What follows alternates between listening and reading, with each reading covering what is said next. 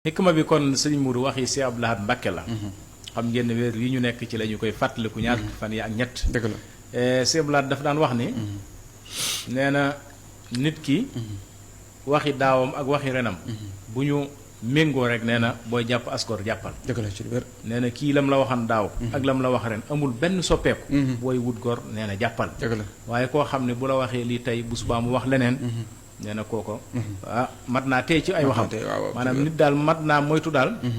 wala war naa daw.